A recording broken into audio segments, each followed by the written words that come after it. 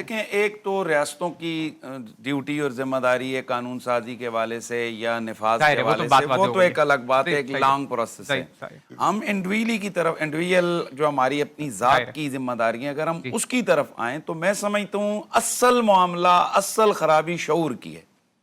یعنی شعور نہیں ہے، وہ جو جلا رہے ہیں نا آگ، اس کو شعور نہیں ہے کہ میں یہ جو کچرا جلا رہا ہوں یہ میرا نقصان ہے، وہ اس کو بھی صفائی کیسا سمجھ کے جلا رہا ہے کہ بھئی میں کچرا جلا رہا ہوں، اس کو سمجھایا جائے کہ یہ الٹا نقصان ہو رہا ہے تو وہ نہیں جلائے گا۔ اسی طرح ہم اگر یہ اپنے لوگوں کو سمجھا دیں کہ یار ہر شخص نے دو حساب سے درخت لگانے، ایک شرعی حوالے سے کہ یار اس کا ایک صدقہ جاریہ ہو جائے، اور ایک اس نے اپنی طرف سے وہ جو آکسیجن، دیکھیں میں یہاں سوچ رہا تھا کہ کرونا کے دنوں میں جب آکسیجن ضرورت پڑی اور سلنڈروں میں لے کر آ رہے تھے تو کتنے ہزار کا ایک سلنڈر آ رہا تھا۔ تو اس وقت ہم سوچ رہے تھے کہ یہ جو خدا کی لگائی ہوئی فیکٹریاں ہیں، مفت میں ان کا آکسیجن ہمیں مل رہا ہے، صبح و شام ہم اس کو استعمال کر رہے ہیں، لیکن ہم نے کبھی غور کیا کہ یار ہم اپنے معاشرے کے لیے یہ جو آکسیجن بنانے والی یہ جو پلانٹس ہیں، یہ جو درخت ہیں، ہم ان کے حوالے سے بھی کام کریں۔ تو میں آج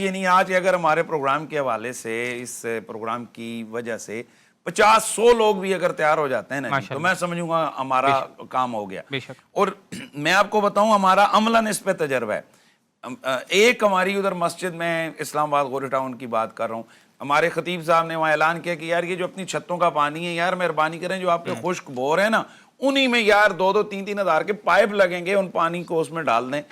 پھر ہم نے ایک مین جو ہے نا گلی کا پانی اس میں ڈالا، دائیں بائیں کے جو ہے نا سارے بور جب ریچارج ہوئے تو لوگوں کو شعور آیا، ہمیں دیکھتے دیکھتے دائیں بائیں سارے محلوں میں یہ کام شروع ہو گیا۔ تو بھائی جان اگر ریاست کی طرف سے اتنی مہربانی ہو جائے کہ ایک بلڈنگ کوڈ بنا دیا جائے کہ بھائی ہر جہاں بھی، جس طرح چاہیے، میں UK گیا تو وہاں 2 چیزیں بڑی عام میں عرض کر دوں، وہاں کچھ اسی طرح نا درخت کٹے پڑے تھے تو میں نے ان کو کہا یار اس کو جلا دو، تو یہ ادھر اس کے پتے، اور یہ انہوں نے کہا جی یہاں ایک دن صرف آپ جلا سکتے ہیں، وہ جو ایک قومی طور پر مقرر ہے، اس کے علاوہ آپ نہیں جلا سکتے ہیں۔